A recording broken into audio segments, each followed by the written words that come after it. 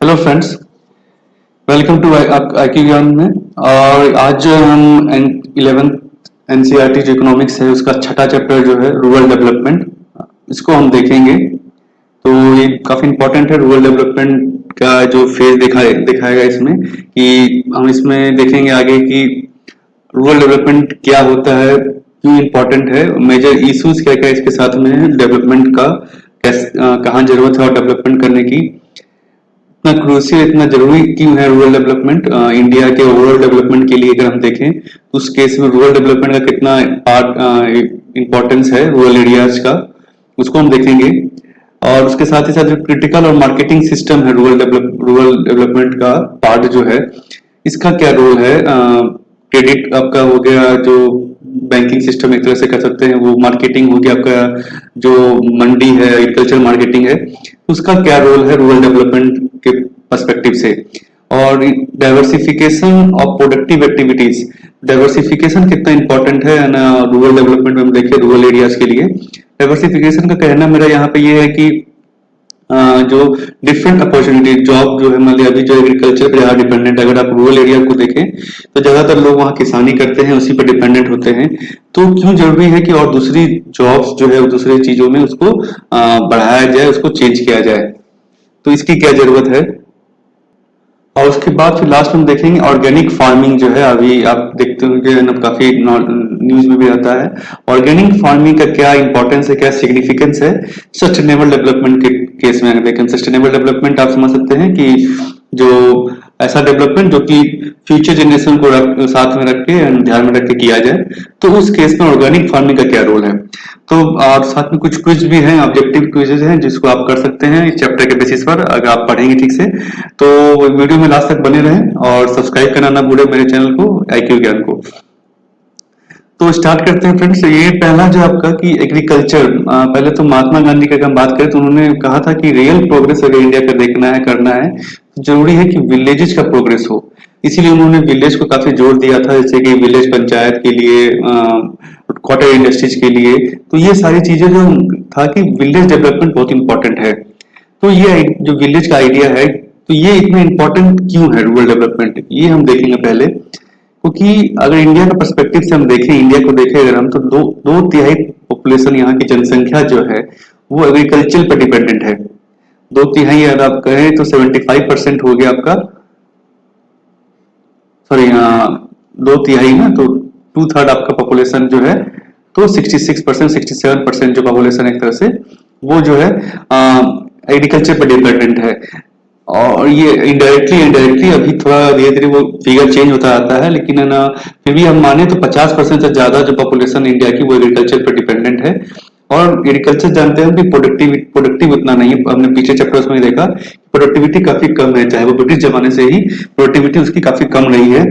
और 1/3 of rural India, तकरीबन एक तिहाई जो गांव की आबादी है, वो अभी भी काफी पॉवर्टी में रहती है, एब्जेक्ट पॉवर्टी, काफी बड़ी पॉवर्टी में है। पॉवर्टी लाइन से भी काफी कर सकते हैं आप नीचे। तो इसलिए जरूरत है कि रूरल डेवलपमेंट पे, रूरल एरिया पे फोकस किया जाए। हर गवर्नमेंट का फोकस भी रहता है रूरल एरियाज। तो रूरल डेवलपमेंट होता क्या है, बेसिकली कंप्रिहेंसिव टर्म है, ब्रॉड टर्म है। इसमें इसका मतलब ये है कि जो एक्शन प्लान गवर्नमेंट ले रही है उस एरिया के लिए जो पीछे है, जैसे विलेज इकोनॉमी के लिए जो पीछे एरिया है, जैसे वहां पे क्रेडिट हो गया, मार्केटिंग हो गया, एग्रीकल्चर हो गया, तो उस एरिया को डेवलपमेंट के लिए जो प्लान है, कंप्रिहेंसिव प्लान है, उसे हम रूरल डेवलपमेंट कर सकते हैं। इसमें जो कुछ चैलेंजेस हैं आज भी, उसको एक एक करके हम देखेंगे। इसमें एक तो है डेवलपमेंट ऑफ ह्यूमन रिसोर्सेज। तो ह्यूमन, जो हम पहले पीछे चैप्टर में पढ़ा ह्यूमन कैपिटल, उसको अगर हम ह्यूमन रिसोर्सेज तो है, वहां पे पॉपुलेशन है, उसको कैसे डेवलप किया जाए, ह्यूमन कैपिटल कैसे बदला जाए, नॉलेज कैसे उनके बढ़ाया जाए, लिटरेसी कैसे बढ़ाया जाए, तो वो चीज है। जैसे लिटरेसी जो वहाँ पे काफी कम है अभी, फीमेल लिटरेसी जो है, इसको बढ़ाने की जरूरत है। हेल्थ फैसिलिटी अगर हम देखें तो वहाँ पे हेल्थ फैसिलिटी, जो प्राइमरी हेल्थ केयर हो, सेकेंडरी हेल्थ केयर हो, टर्सरी हेल्थ केयर तो काफी कम रहता है, प्राइमरी हेल्थ केयर ही ऑलमोस्ट अवेलेबल है। बहुत सारे डॉक्टर्स प्रोफेशनल अवेलेबल नहीं है। लैंड रिफॉर्म जो शुरू में गवर्नमेंट ने स्टार्ट किया था 1950 में, वो अभी भी काफी इम्प्लीमेंट नहीं हुआ है।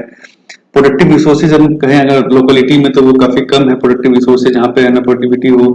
इंफ्रास्ट्रक्चर अगर देखें हम रूरल एरियाज का तो कुछ एरिया का ठीक है, अगर बाकी ज्यादातर देखें हम तो वहाँ पे इंफ्रास्ट्रक्चर फैसिलिटी जो काफी अभी भी आज के समय में भी काफी कम है। चाहे वो इलेक्ट्रिसिटी आप देख लें, इरिगेशन फैसिलिटी हो, क्रेडिट हो, मतलब कि बैंकिंग फैसिलिटी हो, फॉर्मल बैंकिंग जिसे हम कहते हैं कि बैंक वहाँ पे नहीं है, मार्केटिंग करने का ऑप्शन नहीं क्योंकि रोड्स नहीं है आपको, मार्केट डेवलप्ड मार्केट होता है जहाँ पे कि एक है ना रखने के लिए स्टोरेज भी हो, मार्केटिंग चैनल हो, तो वो चीज नहीं है।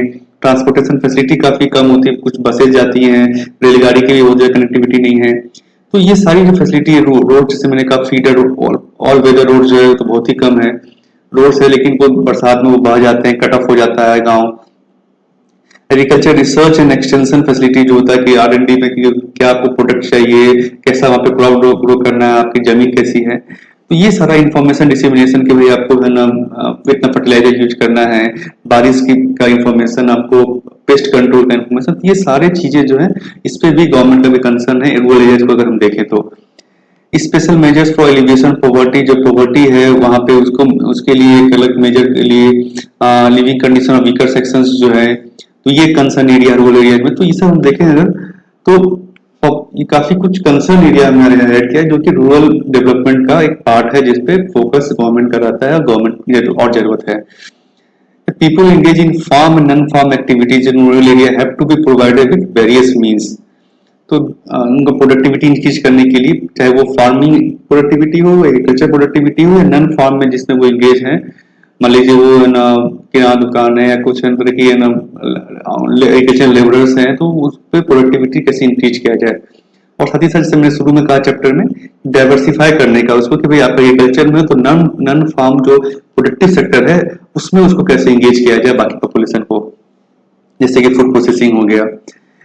तो गवर्नमेंट का काफी शुरू से रहा रिफॉर्म, लेकिन अगर आप देखें रिफॉर्म इकोनॉमिक रिफॉर्म जो हमने पढ़ा था पहले चैप्टर में, थर्ड चैप्टर में, लिबरलाइजेशन, प्राइवेटाइजेशन और ग्लोबलाइजेशन, तो उसके बाद जो एग्रीकल्चर सेक्टर का ग्रोथ आप देखें तो वो काफी डिक्रीज हुआ है ना, अप्रोक्स 3%, पहले 4% भी था, तो 3% का भी निगेटिव में ग्रोथ गया है, तो ये काफी चिंता का विषय है।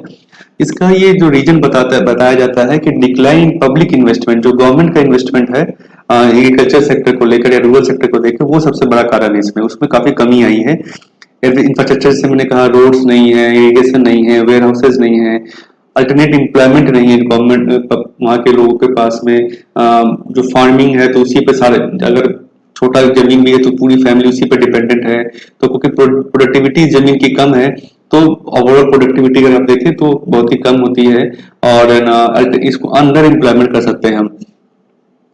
और यहाँ पे कैजुअलाइजेशन ऑफ एम्प्लॉयमेंट, मतलब कैजुअल लेबर की तरह काम करते हैं, दिहाड़ी मजदूरी करते हैं जिसपे ज्यादा आमदनी नहीं है, शहर जाके माइग्रेट करके आते हैं, तो ये सारा जो है ये सारा रूरल एम्प्लॉयमेंट डेवलपमेंट को हैम्पर करता है, इस पर फोकस करने की जरूरत है गवर्नमेंट को।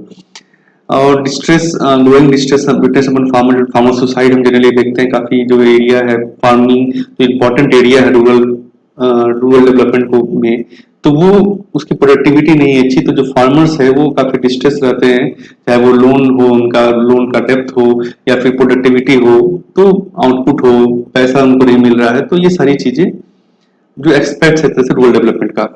तो हम कुछ कुछ एरिया देखेंगे पहले करके, क्रेडिट एंड मार्केटिंग। तो क्रेडिट जो कहते हैं हम एक तरह से जो लोन मिलना, पैसा मिलना वहां पे, क्योंकि एग्रीकल्चर या किसी भी बिजनेस में अगर आप देखें तो आपको एक long term capital loan finance की जरूरत होती है, स्टार्टिंग में भी और बाद में भी। तो उसी तरह फार्मिंग में भी उस चीज को जरूरत है।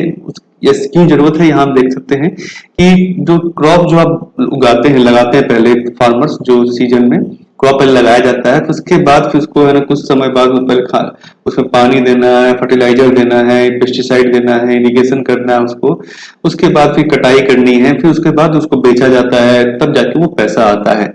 तो ये जो पीरियड है, गैप जो है काफी, जो महीनों लगता है इसमें, तो इसमें जो पैसा आपने लगाया, शुरू में आपने पैसा तो इन्वेस्ट कर दिया, सीड खरीदने में पैसा लग गया, फर्टिलाइजर खरीदने में लग गया उनको, कीटाणुनाशक जो है पेस्टिसाइड उसको खरीदना पड़ गया, जनरेटर में लग गया, आपका पानी के लिए लग गया, तो और जो लेबर रखा आपने उसमें लग गया।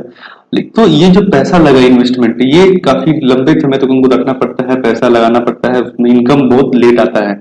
इसलिए जरूरत है कि वहां कुछ लोन मिले, कुछ इन्वेस्टमेंट मिले एग्रीकल्चर के लिए, ताकि उनका रिस्क कम हो सके। जैसे इनका सीड्स में हो गया, फर्टिलाइजर में हो गया, जो इक्विपमेंट है, और अदर फैमिली एक्सपेंसेस भी साथ ही साथ चलता है, जैसे शादी हो गया, किसी का डेथ हो गया, रिलीजियस कुछ सेरेमनीज है, तो ये सारे जो पैसा है इसके लिए जरूरत है कि कुछ क्रेडिट जो है, फॉर्मल क्रेडिट सही इंटरेस्ट रेट पे ब्याज दर पे उनको मिल सके। इंडिपेंडेंस के समय जो था, पहले जो था बैंकिंग उतनी अच्छी नहीं थी, स्पेशली रूरल एरिया में देखें तो लोग जो है साहूकार से, लोकल साहूकार और जो बड़े बिजनेसमैन थे वहां पे, जो उनसे लेती थी पैसा लेते थे, जो कि काफी हाई रेट चार्ज करते थे उनसे, तो इंटरेस्ट रेट काफी हाई होता था, और जो कभी भी वो पैसा चुका नहीं पाते थे, डेब्ट ट्रैप में फंस जाते थे, जो कर्ज का जाल है उसमें फंस जाते थे, और उसके कारण उनकी जमीन भी चला थी, बंधुआ मजदूरी करनी पड़ती थी, तो ये सारी चीजें थी। बाद में गवर्नमेंट ने नेशनलाइजेशन किया, सोशल बैंकिंग अडॉप्ट किया, डिफरेंट बैंक्स को है ना रूरल एरिया में फोकस करने के लिए कहा गया, तो ये बाद में हुआ। नाबार्ड बाद में सेटअप किया गया 1982 में, जो कि एक कह सकते हैं कंट्रोल करता है आज ना रूरल बैंकिंग को। जितने भी रूरल बैंक्स है या रूरल एरिया फोकस्ड बैंकिंग है, वो नाबार्ड को रिपोर्ट करते हैं, नाबार्ड उसको कंट्रोल करता है। पहले आरबीआई था, फिर आरबीआई के बाद नाबार्ड को एक इंडिपेंडेंस दिया गया। ग्रीन रिवॉल्यूशन के बाद भी ये क्रेडिट जो है काफी चेंज हुई है, क्रेडिट सिस्टम जो है उसमें प्रोडक्शन फार्मर्स को दिया जाता है क्रेडिट भी, प्रोडक्शन ओरिएंटेड। तो अभी जो है काफी एजेंसीज हैं, नहीं अगर क्रेडिट मार्केट हम देखें, बैंकिंग अगर देखें, रूरल बैंकिंग स्पेशली, तो कमर्शियल बैंक्स भी काफी काफी ब्रांचेज आपको मिलेगा, चाहे वो बड़े ब्रांचेज जो प्राइवेट सेक्टर से कुछ ब्रांचेज भी मिलेंगे। आरआरबी जो है स्पेशली फोकस्ड रूरल एरिया के लिए है। कोऑपरेटिव्स है गवर्नमेंट ने लगाए, लैंड डेवलपमेंट बैंक्स है जो रूरल एरिया फोकस्ड है। उसके साथ ही साथ बाद में अभी हाल के दिनों में एक डिकेड देखे 10 सालों में, तो सेल्फ हेल्प ग्रुप करके गवर्नमेंट ने एक ऑर्गेनाइजेशन चलाया है, जो कि क्या है कि जो सिमिलर काइंड्स ऑफ लोग होते हैं, जो कि अपने आप में एक जो है स्मॉल स्मॉल प्रोपोर्शन में जमा करते हैं, कि मान लीजिए 10 लोगों का ग्रुप है कैसे जी, तो 10 लोग ही कुछ है ना महीना महीना या हर समय 10-10 रुपया 20-20 रुपया करके जमा करेंगे अपने पास में, और उस जमा राशि को अपने आप मेंबर के अंदर में ही उसको बांटा जाएगा, उसको लोन के करके दिया जाएगा जिसको जरूरत हो ज्यादा। इससे क्या है कि जो क्रेडिट कल्चर है वो भी अच्छा होता है, कि जमा आप कर सकते हैं, जमा पूंजी बढ़ती है, और साथ ही साथ आपको सस्ते दर में सही रेट में लोन मिल जाता है। तो ये चीजें है ना, और एसएचजी को जो है बैंक भी जो है जल्दी उसको फाइनेंस करते हैं, क्योंकि जानते हैं यहाँ पे जो डिफॉल्ट होगा, जो लोन डिफॉल्ट हो काफी कम होगा, क्योंकि 10 लोगों 15 लोगों का ग्रुप है, तो अभी सी बात है सारे रिस्पॉन्सिबल है, तो इसलिए यहाँ पे लोन भी आसानी से बैंक से इनको मिल जाता है। तो यहाँ पे एक है ना बॉक्स दिया हुआ, इसको हम देख लेते हैं। कुटुम्बश्री, ये जो बेसिकली केरला में स्टार्ट किया गया था काफी पहले 1995 में, कम्युनिटी बेस्ड जैसे एसएचजी है उसी तरह का, और ये पॉवर्टी रिडक्शन प्रोग्राम था कि सेविंग्स इंकरेज किया जाए लोगों के बीच में। वीमेन जो है उनकी बेसिकली वीमेन मेंबर्स इसमें रहती हैं, तो काफी सक्सेसफुल रहा ये model. Approx 1 crore thrift saving, मतलब समझ लीजिए आप छोटे 10-10 रुपए 15-15 रुपए से आपने 1 करोड़ का सेविंग्स इन्होंने डिफरेंट डिफरेंट जो ये कम्युनिटी है इसकी उसने बनाया है। और लार्जेस्ट इनफॉर्मल बैंक, और ये जो ये लोग सेविंग्स करते हैं, तो फिर जैसे हमने कहा कि अपने आपस में ये लोन भी देते हैं एक दूसरे को, ताकि ये जो है ना आपको बाहर से महंगा कर्जा नहीं लेना पड़े। तो ये चीजें है ना एक एसएचजी का ही एक एग्जांपल है, जो बहुत पहले एसएचजी के कंसेप्ट आने के बहुत पहले स्टार्ट हुआ था। तो ये है ना सक्सेस मॉडल कर सकते हैं आप इसको, कहीं भी आपको एग्जाम में कोट करना हो तो इसको आप दिखा सकते हैं। और साथ ही साथ such credit provisions are generally referred to as micro credit, तो ये माइक्रो क्रेडिट कहा जाता है इसको, है ना। आप देखेंगे एनबीएफसी जो काफी खुली है, जो नॉन बैंकिंग फाइनेंशियल कंपनी, ये छोटे छोटे कर्जे देती है। तो ये इसको पैसा तो सेविंग्स का तो एक बेनिफिट तो है ही, साथ ही साथ वीमेन एम्पावरमेंट भी ये हेल्प करता है कि ना लोग को, कि ज्यादातर इससे जो जुड़ी हुई हैं वो महिलाएं जुड़ती हैं, तो उनका एम्पावरमेंट भी होता है एक तरह से। रूरल बैंकिंग देखें तो पॉजिटिव इफेक्ट रहा है काफी, है ना। फार्मिंग बैंकिंग सिस्टम का रहता है, चाहे वो फार्म हो, नॉन फार्म आउटपुट में हो, एम्प्लॉयमेंट को लेकर के लिए हो। तो ये फूड सिक्योरिटी भी है ना, भी है ना अच्छी फूड सिक्योरिटी, जैसे हमने ग्रीन रिवोल्यूशन के बाद जो है काफी फूड सिक्योरिटी इंडिया को जो है, अब आज एक्सपोर्ट भी हम लोग करते हैं कुछ गुड्स, फूड क्रॉप्स। तो बट लेकिन अगर इसको हम निगेटिव इफेक्ट देते हैं, अगर क्रिटिकल इसको देखें क्रिटिकली, तो कमर्शियल बैंक छोड़ के आगे अदर फॉर्मल जो इंस्टीट्यूशन है वो फेल करके उनको ज्यादा है ना, जो डिपॉजिट जो है ना मोबिलाइजेशन होता है रूरल एरिया में कर पाना, उसमें वो उतना अच्छा परफॉर्मेंस नहीं रहा है। डिफॉल्ट रेट भी अगर आप देखें, जो फार्म लोन वेवर गवर्नमेंट लेके आती है, तो उसका कारण यही है कि डिफॉल्ट रेट जो है फार्मर्स का या एग्रीकल्चर लोन का, जो एग्रीकल्चर के लिए जो फार्मर्स लोन लेते हैं, तो उसका काफी हाई है, जो एनपीए है, अगर नॉन परफॉर्मिंग एसेट देखें रूरल बैंकिंग में, तो उसमें काफी जो ज्यादा है आपका फार्मिंग को लेकर, फार्मर्स लेते हैं लोन लेकिन चुका नहीं पाते हैं क्योंकि उनकी कमाई उतनी नहीं हो पाती है। कुछ फार्मर्स डिलिबरेटली रिफ्यूजिंग की, ये देखते हुए, पॉलिटिकल देखते हुए कि भाई वो जानबूझ के नहीं पेमेंट करते हैं। तो और जैसे हमने कहा शुरू में, बैंक आफ्टर रिफॉर्म्स के बाद जो पब्लिक इन्वेस्टमेंट काफी कम हुआ है, रूरल बैंकिंग भी जो है काफी कम एक्सपेंशन हुआ है, और उतना डेवलपमेंट नहीं हुआ है। तो इसमें सजेशन जो यहाँ पे दिया गया है, वे फॉरवर्ड आप लिख सकते हैं कि banks need to change their approach. तो उसको अप्रोच चेंज करने की जरूरत है, स्पेशली रूरल एरिया में जो बैंक है, कि रिलेशनशिप बनाए फार्मर्स के साथ, या वहाँ की रूरल कम्युनिटी के साथ रिलेशनशिप बनाया जाए, और habits of thrift and efficient utilisation of financial resources. तो एक सेविंग की जो प्रवृत्ति है वो उसमें जागरूक की जाए गांव के लोगों में, एसएचजी के थ्रू या इनफॉर्मल चैनल थ्रू भी। और उसको जो लोन दिया जा रहा है फार्म बैंक के द्वारा, या उसको सही से यूटिलाइज करे फार्मर्स या रूरल जो लोग हैं।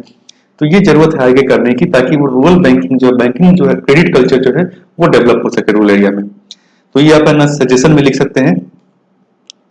अब हम आते हैं मार्केटिंग सिस्टम। मार्केटिंग हो गया, जैसे कि आपका इसमें होता है असेंबलिंग आप करते हैं, फिर उसको स्टोरेज होता है, वहां पे यार्ड्स होता है या डिफरेंट स्टोरेज होता है, स्टोर रूम प्रोसेस किया जाता है कि मतलब जो उसको सही से छटा, डिफरेंट क्वालिटी में भी उसको आप बांटते हैं, भाई ये इस क्वालिटी का है, ट्रांसपोर्ट किया जाता है, फिर बड़े मार्केट में वहां पर पैकेजिंग होती है, जो हिसाब से ग्रेडिंग किया जाता है। जैसे हमने कहा कि डिफरेंट क्वालिटी में, ग्रेड में जो हाइयर अच्छा है सामान, उसको दूसरे ग्रेड में डाला जाता है, उसमें ग्रेडिंग होती है, फिर distribution two of agriculture commodity across the country. तो ये सारा जो है एग्रीकल्चर मार्केटिंग का ही एक पार्ट है सुशील लाख तक। तो इंडिपेंडेंस के पहले अगर हम देखें इसको, तो उस समय अच्छा नहीं था वो मार्केट, एंड बेसिकली जो मैनिपुलेशन होता था अकाउंट्स का, और फार्मर्स को उतना क्योंकि ज्ञान नहीं था कि भाई कहाँ मुझे सही दाम मिलेगा, किस मंडी में सही दाम मिलेगा। तो उस तरह से इसलिए जो वो उनको कम दामों में ही बहुत बार अपनी फसल को बेचनी पड़ती थी।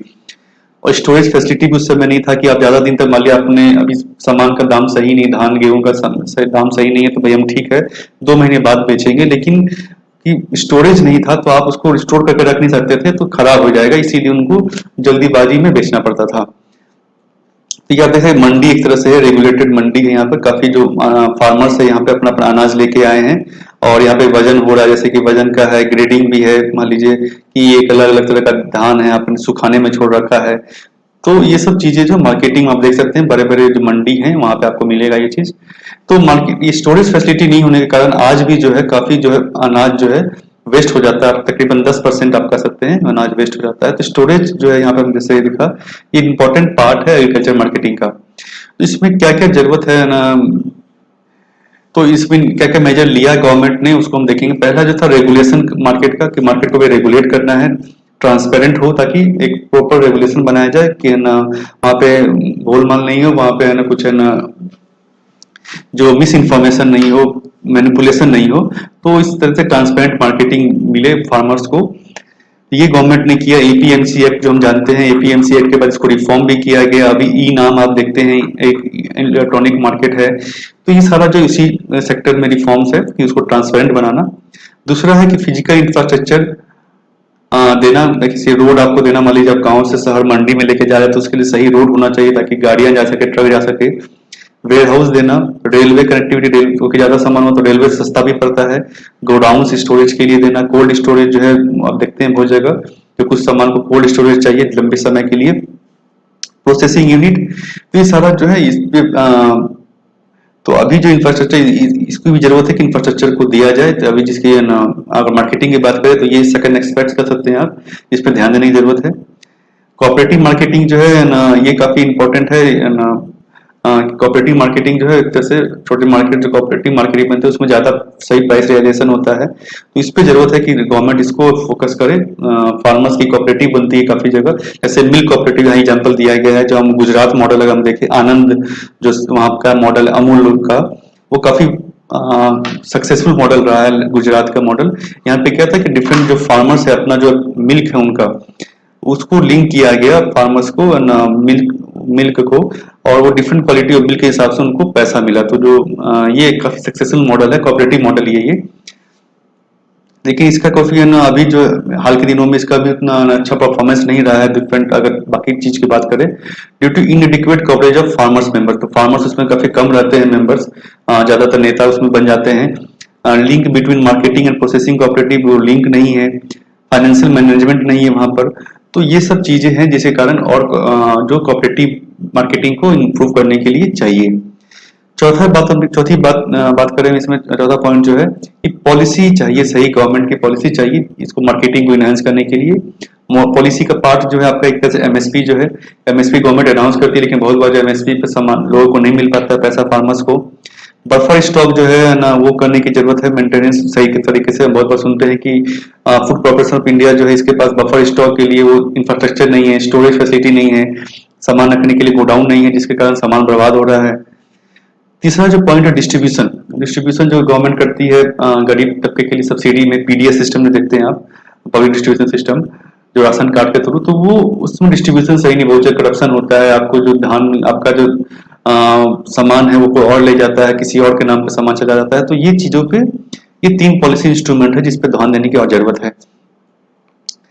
अगर गवर्नमेंट इंटरवेंशन के बाद भी जो है आज प्राइवेट सेक्टर जहाँ देखेंगे वहां पे एग्रीकल्चर मार्केट्स में ज्यादा डोमिनेट करते हैं। इसलिए जरूरत है कि गवर्नमेंट इंटरवेंशन रहे ताकि वो ट्रांसपेरेंट में, प्राइवेट इन्वेस्टमेंट तो चलो ठीक है, लेकिन प्राइवेट इन ट्रेड ठीक है, लेकिन उसको रेगुलेट करने की जरूरत है, सही दिशा में वो ट्रेड हो रहा हो, सही दाम मिल रहा हो फार्मर्स को। इसके लिए गवर्नमेंट को इंटरवेंशन की जरूरत है।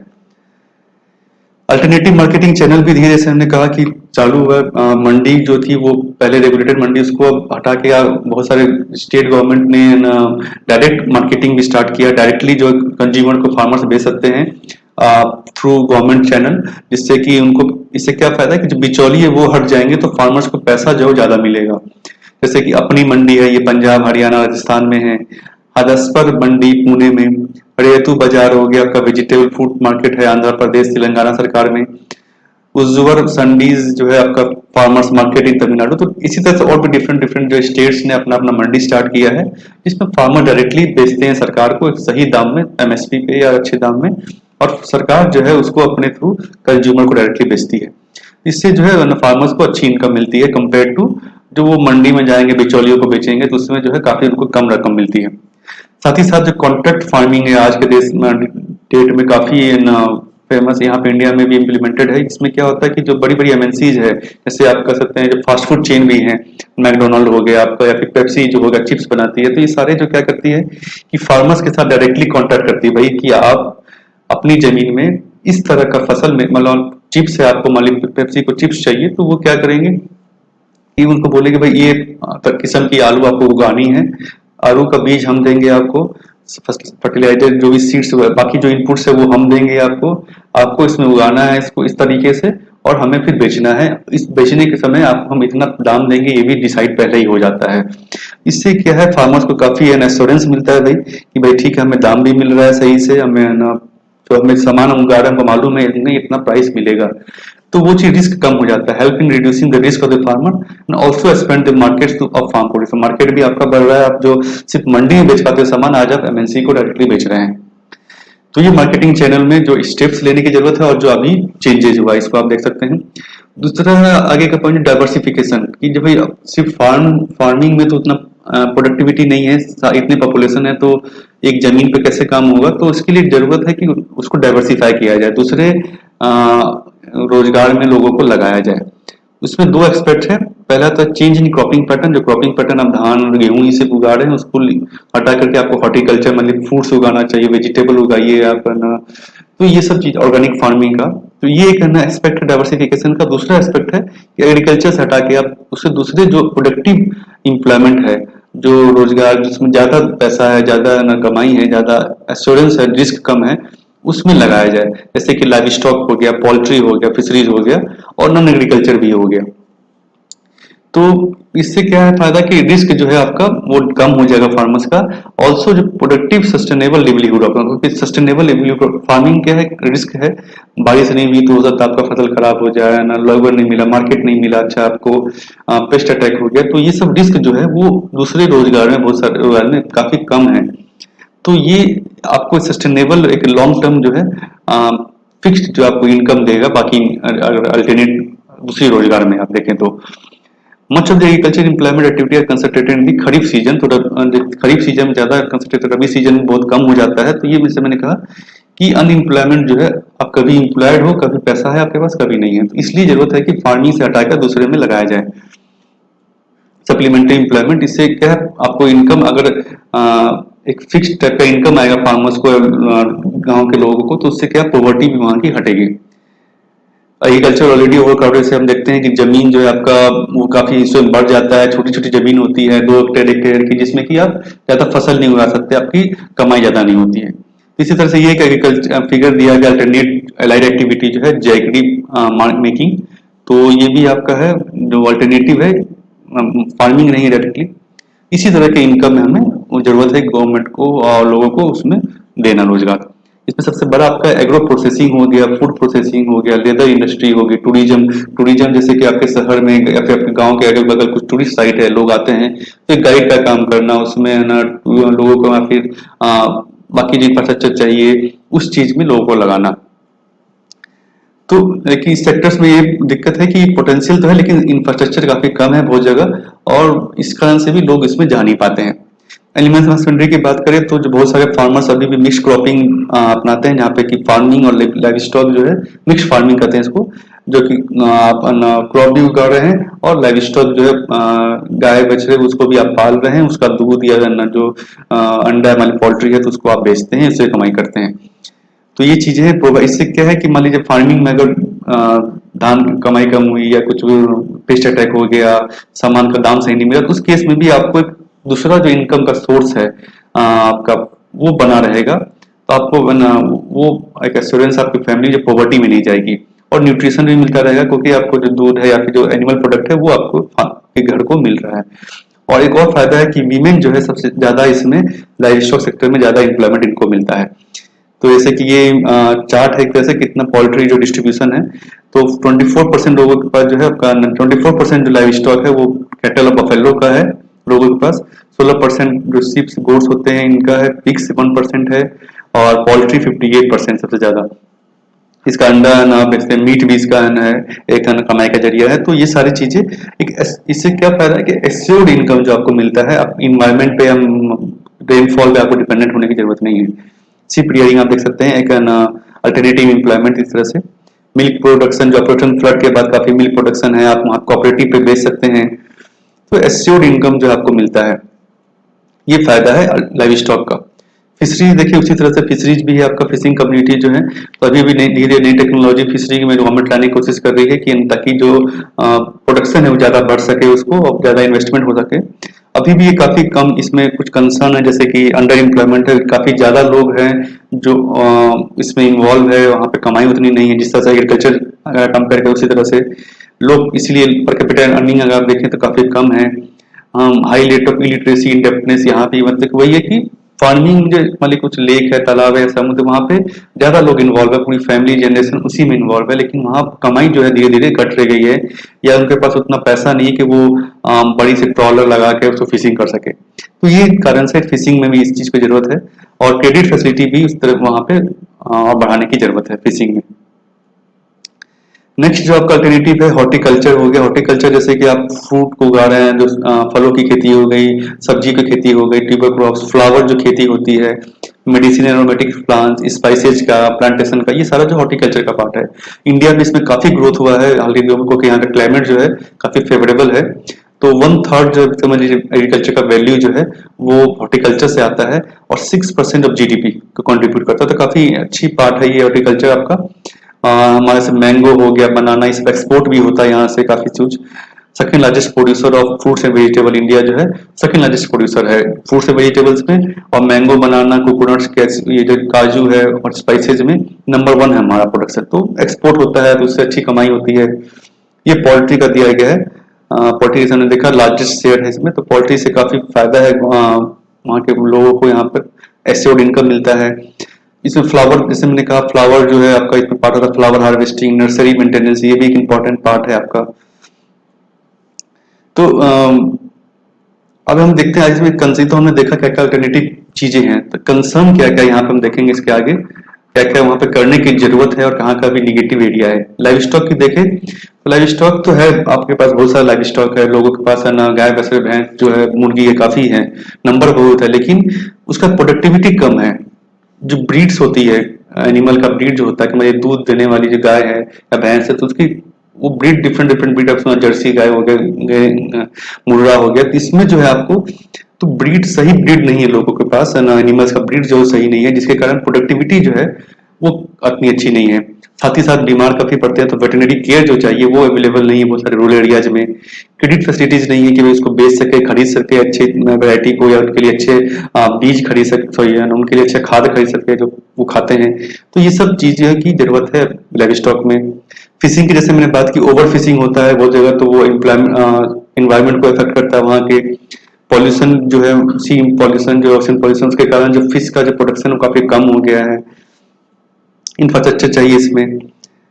तो अदर अल्टरनेट डिलीवरी ऑप्शन क्या है भाई, उसके अलावा जो हमने देखा तो अलाइड एक्टिविटी देखा हमने, एग्रीकल्चर से अलाइड। अदर जो है आपका जैसे कि ना आईटी सेक्टर काफी इसमें इंपॉर्टेंट रोल प्ले कर रहा है और कर सकता है और भी। जैसे कि आपको इन्फॉर्मेशन देना, आज आप देखते हैं फोन किया, फोन पे आपको इन्फॉर्मेशन आ जाता है एसएमएस पे भाई कि बारिश होने वाली है, या आप इस खाद में क्रॉप लगाइए। सॉइल हेल्थ कार्ड जो आपका, सॉइल कार्ड जो आपका हेल्थ कार्ड, इसको आप गवर्नमेंट ने इम्प्लीमेंट किया कि भाई आपके आपके जमीन पे किस तरह का फर्टिलाइजर लगेगा, कितना न्यूट्रिएंट चाहिए, वो बताती है। तो ये सारा जो है आईटी सेक्टर से ड्रोन से आप मदद के आप इसको यूज कर सकते हैं। फोन कॉल है, कॉल सेंटर है आपका, तो ये सारी चीजें आईटी सेक्टर से इंफॉर्मेशन डिसिमेट करके इसको, और चाहे वो प्राइसेज हो कि भाई कहाँ पे आपको सही प्राइस मिलेगा, ये भी बता देता है भाई इस मंडी में मिलेगा कि दूर की मंडी में मिलेगा। तो ये सारा जो है एम्प्लॉयमेंट आईटी सेक्टर से आप यूज करके, गवर्नमेंट आज यूज भी कर रही है, तो फायदा इससे प्रोडक्टिविटी बढ़ाने के लिए। नेक्स्ट जो आपका सस्टेनेबल डेवलपमेंट, मतलब कि जैसे मैंने कहा शुरू में, सस्टेनेबल डेवलपमेंट के लिए ऑर्गेनिक फार्मिंग एक नया शुरू हुआ है, काफी ग्रोथ भी हुआ है इसमें। नॉर्मल एग्रीकल्चर अगर आप देखें तो इसमें ज्यादा बहुत ज्यादा जो है फर्टिलाइजर यूज किया जाता है, पेस्टिसाइड यूज किया जाता है, जो कि वहाँ के जमीन को, जो अब जमीन है उसको खराब कर देता है, वहां पे केमिकल ज्यादा हो जाएगा। तो पेनिट्रेट द वाटर सोर्सेज, ये जो टॉक्सिक है पेस्टिसाइड का, ये जमीन पानी में, वहां के पानी में घुल मिल जाता है, जिससे बीमारियां भी बहुत होती हैं वहां पे। लाइव स्टॉक को भी, जैसे वो पानी पी रहा है तो उसको भी उससे उसकी तबीयत खराब होती है। सॉइल जो है वो खराब हो जाएगा आपका, नेचुरल इकोसिस्टम। तो ऑब्वियस बात, उससे जो आप पेस्टिसाइड स्प्रे कर रहे हैं वहां पर, फर्टिलाइजर जो गलत ज्यादा यूज कर रहे हैं, तो उसके कारण भी इन्वायरमेंट को भी इफेक्ट करता है। तो ये सारा जो नेगेटिव इम्पैक्ट है जो कन्वेंशनल एग्रीकल्चर हम करते आ रहे हैं, जो कर रहे हैं, इसको बचने के लिए इको फ्रेंडली जो टेक्निक अपनाया गया है, ऑर्गेनिक फार्मिंग उसे कहते हैं। इसके आगे बढ़ने के पहले हम ये एक स्कीम देखते हैं, गवर्नमेंट ने स्टार्ट किया 2014 में, संसद आदर्श ग्राम योजना। इसमें क्या था कि जो एमपीज हैं उनको अपने एक विलेज अडॉप्ट करना है पहले साल में, उसके बाद फिर आगे 2 और विलेज अडॉप्ट करने, मतलब कि हर साल एक तरह से विलेज अडॉप्ट करना है इनको, और उस विलेज को उन्हें एक मॉडल विलेज की तरफ डेवलप करना है। मॉडल विलेज मतलब सारी सुख सुविधाएं हो एक तरह से, आईटी हो, इंफ्रास्ट्रक्चर हो, आपका एम्प्लॉयमेंट, वहाँ के लोगों को रोजगार हो, साफ पीने का पानी हो, गरीबी उतनी नहीं हो, लोगों को एम्प्लॉयमेंट सारे को हो। तो ये एक मॉडल विलेज का कनेक्टिविटी हो, इंटरनेट कनेक्टिविटी हो, ब्रॉडबैंड कनेक्टिविटी हो, रोड्स हो, वहाँ पे बिजली आती हो, तो ये तरह से डेवलप करने का दिया गया था ये स्कीम में। तो ये स्कीम अभी भी चलता है, अभी भी इसमें आप पढ़ सकते हैं, एग्जाम में भी आ सकता है ऑब्जेक्टिव में। तो आगे हम बढ़ते हैं ऑर्गेनिक फार्मिंग को लेकर के। तो ऑर्गेनिक फार्मिंग का बेनिफिट्स क्या है, तो हमने एक समझ सकते हैं आप, कन्वेंशनल में क्या निगेटिव था, तो वही आप बेनिफिट भी लिख सकते हैं ऑर्गेनिक फार्मिंग के। तो कॉस्टलियर भी उतना नहीं है एक तरह से देखा जाए तो, क्योंकि है ना जो फर्टिलाइजर और उसमें जो खर्चा होता है आपका पेस्टिसाइड वो सब में, वो काफी कम हो जाएगा। और ये जो है चलन में काफी है, स्पेशली अगर अदर देशों में देखें, दूसरे देशों में, तो वहां पे काफी चलन में ऑर्गेनिक फार्मिंग। तो एक्सपोर्ट का आपको काफी है ना अपॉर्चुनिटी मिलता है कि आप एक्सपोर्ट अच्छे से कर सकते हैं, दाम आपको अच्छा मिलेगा, दूसरे देशों में आप एक्सपोर्ट कर सकते हैं। न्यूट्रिशनल वैल्यू इसकी ज्यादा है होती है, अगर कंपेयर करें सेम क्रॉप को, अगर आप ऐसे उगाएं और ऑर्गेनिकली उगाएं तो उसमें वैल्यू, जो न्यूट्रिशनल वैल्यू ज्यादा होगी। और क्योंकि यहाँ पे लेबर इनपुट ज्यादा चाहिए होता है, आप फर्टिलाइजर तो वो यूज नहीं करते हैं, लेकिन लेबर आपको ज्यादा चाहिए होता है, ज्यादा उसमें काम करना पड़ता है। तो इसीलिए क्योंकि यहाँ पे एग्रीकल्चर लोग पॉपुलेशन ज्यादा है और ज्यादा लोग डिपेंडेंट है एग्रीकल्चर में, तो वो भी एक तरह से फायदा ही है इंडिया के लिए कि आपको ज्यादा लेबर को वहाँ पे काम मिल सकता है, ज्यादा लोगों को। सबसे इंपॉर्टेंट बात, जो इन्वायरमेंटली सस्टेनेबल तरह से ये इन्वायरमेंट को नुकसान नहीं पहुंचाता उतना, तो एक तरह से इन्वायरमेंट भी लॉन्ग टर्म इम्पैक्ट जो है अच्छा है। लेकिन अब इसमें कुछ कंसर्न भी है जो कि जरूरत है कि है ना, हम क्यों में इसमें पीछे हैं, अभी तक क्यों नहीं हो पाया है, उतना डेवलप नहीं हो पाया, क्योंकि एक तो अवेयरनेस नहीं है लोगों में, विलिंगनेस नहीं है फार्मर्स में कि भाई इसको अपनाएं। इंफ्रास्ट्रक्चर जो है उतना अच्छा नहीं है ऑर्गेनिक फार्मिंग को लेकर के। मार्केटिंग का प्रॉब्लम, मार्केट डेवलप नहीं है, या फिर मार्केट भी है तो दूर है मार्केट, तो वो आप फार्मर्स जनरली बेच नहीं पाते हैं। तो ये सब कुछ कंसर्न है ऑर्गेनिक फार्मिंग में जिसमें जरूरत है करने की। आगे है आपका एग्रीकल्चर पॉलिसी जो है वो उतनी अच्छे से जो ऑर्गेनिक फार्मिंग के सपोर्ट में नहीं है, एक तरह से कर सकते हैं, क्योंकि यील्ड्स भी जो जो जो आउटपुट होता है ऑर्गेनिक फार्मिंग का शुरू में, वो काफी कम होता है अगर हम कंपेयर करें नॉर्मल एग्रीकल्चर से। इस कारण भी बहुत सारे छोटे फार्मर्स स्पेशली जो है, जिनको पास है ना उतना पैसा नहीं लगाने के लिए, कभी लगा के वो 2 साल 3 साल बैठे रहे, तो उनके लिए ऑर्गेनिक फार्मिंग करना और मुश्किल है। तो इसके लिए जरूरत है कि गवर्नमेंट सपोर्ट करे उसको। और इनका जो फार्मिंग के जो सामान जो निकलता है ऑर्गेनिक, जो प्रोड्यूस है, तरह से जो ऑर्गेनिक प्रोडक्ट है, उसका सेल्फ लाइफ जो कम होता है। सेल्फ लाइफ मतलब कि वो जो अगर आप ऐसे छोड़ दें तो उसमें वो जल्दी खराब होगा कंपेयर टू जो कन्वेंशनल फार्मिंग से आया है, क्योंकि उसमें स्प्रे किया गया है पेस्टिसाइड फर्टिलाइजर, तो उसी कारण से उसका जो लाइफ होती है वो थोड़ी ज्यादा होती है। तो ये भी एक है कि आपको जल्दी बेचना होगा, ज्यादा दिन स्टोर नहीं कर सकते हैं, आपको मार्केट में जल्दी पहुंचना चाहिए। और choices in production off season crop is quite limited. तो ऑफ सीजन में जो चॉइस होना चाहिए प्रोडक्ट का कि भाई ये प्रोड्यूस कर सकते हैं, प्रोड्यूस कर सकते हैं, वो काफी कम है। तो ये सब लिमिटेशन है ऑर्गेनिक फार्मिंग की, जिसको दूर करने की जरूरत है ताकि इसको और बढ़ाया जा सके अच्छा से। और कुछ बेनिफिट भी जो हमने देखा, तो कंक्लूजन हम करते हैं इसको, लास्ट में कंक्लूड करते हैं कि greater need today to make rural areas more vibrant through diversification. Diversification की जरूरत है इसको, और ताकि जो रोजगार वहां पे नहीं है, जो लोगों में गरीबी है, उसको दूर किया जा सके और लोगों को एक स्टेबल एम्प्लॉयमेंट दिया जा सके और उस पर खुशहाली आ जाए जा सके। Linking of the rural production centres with the urban and foreign export markets. इसको लिंक अप करने की जरूरत है कि लोग अच्छे से जो आसानी से सामान अपना बेच सके, शहर के मार्केट में और बाहर के देशों में भेज सके। इंफ्रास्ट्रक्चर जैसे हमने कहा उसकी जरूरत है, क्रेडिट फैसिलिटी की जरूरत है, मार्केटिंग की जरूरत है। फार्मर फ्रेंडली एग्रीकल्चर पॉलिसी सबसे इंपॉर्टेंट है कि पॉलिसी जो गवर्नमेंट की वो जो है फार्मर्स को देख करके, किसानों को देख के उसको नजर में रख के बनाई जाए, और उनके साथ जो है लगातार जो है फार्मर के जो ग्रुप है, यूनियन है, उससे बात करके नई नई पॉलिसी लेके आई जाए। इको फ्रेंडली टेक्निक्स जो जैसे कि ऑर्गेनिक फार्मिंग है इसको बढ़ाया जाए और बढ़ावा दिया जाए। तो ये सब करने की जरूरत है। साथ ही साथ जो है और आपको rural community can choose what ever suits is purpose. तो ऐसा होना चाहिए कि वो चूज कर सके भाई उसको क्या जरूरत है, कैसे वो कर सके। तो ये सारी चीजें हैं रूरल डेवलपमेंट का। तो फ्रेंड्स यही चैप्टर में समाप्त करता हूँ। आपको वीडियो कैसा लगा कमेंट सेक्शन में दे सकते हैं, और अगर अच्छा लगा तो आप लाइक भी करें और शेयर करें अपने फ्रेंड्स के साथ। और क्विजेज हैं उसको आप अटेम्प्ट कर सकते हैं, और सब्सक्राइब करना मत भूलें इस चैनल को। Thank you.